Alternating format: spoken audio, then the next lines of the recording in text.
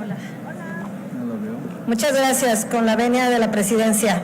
El dictamen de la Comisión de Trabajo y Previsión Social que expide la Ley Orgánica del Centro Federal de Conciliación y Registro Laboral establece en su artículo 8º que las relaciones laborales de los trabajadores al servicio de este nuevo organismo se regirán por la Ley Federal de los Trabajadores al servicio del Estado, reglamentaria del apartado B del artículo 123 de la Constitución Política de los Estados Unidos Mexicanos.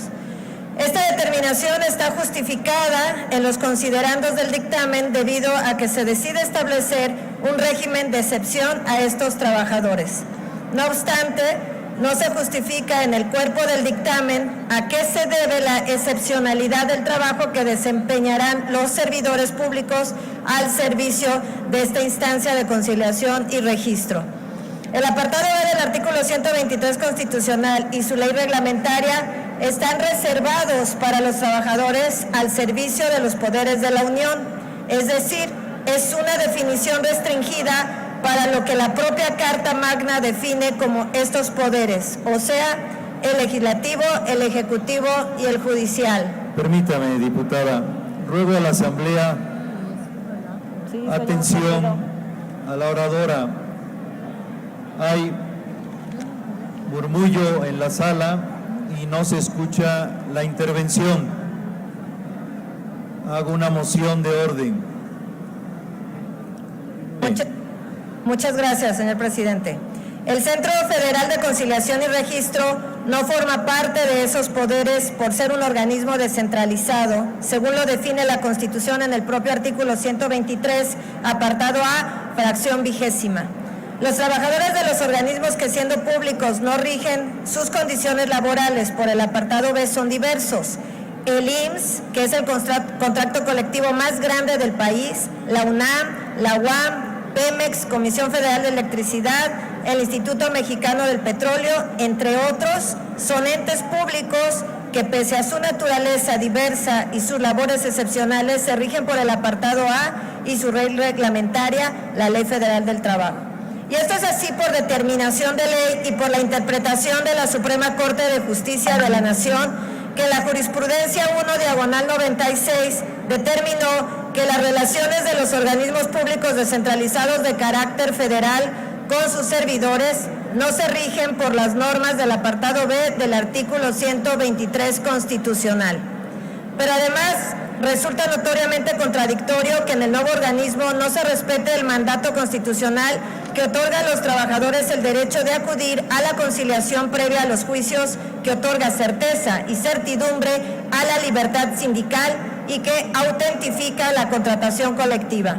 Recordemos que aunque la Ley Federal de los Trabajadores al servicio del Estado, reglamentaria del apartado B del artículo 123 de la Constitución ya citada, fue reformada recientemente mediante un decreto publicado el 1 de mayo del 2019, erradicando trabas que desde la ley habían impedido la libre democratización de los trabajadores al servicio del Estado en el tema de la libre sindicalización.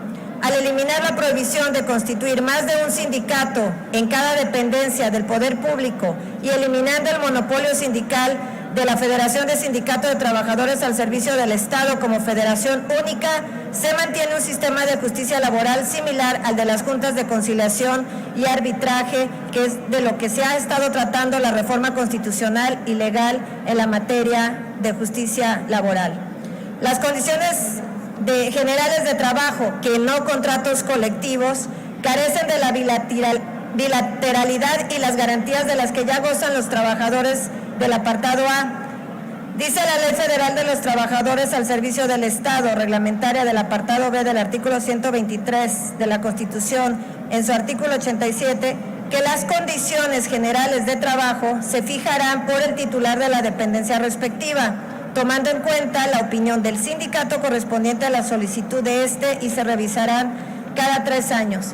Y aquí, compañeros diputados, estamos dándonos cuenta de un contrasentido que tiene el propio dictamen al establecer un organismo que velará por la conciliación laboral, la libertad sindical y la autentificación de la contratación colectiva de las organizaciones de los trabajadores, menos de los propios.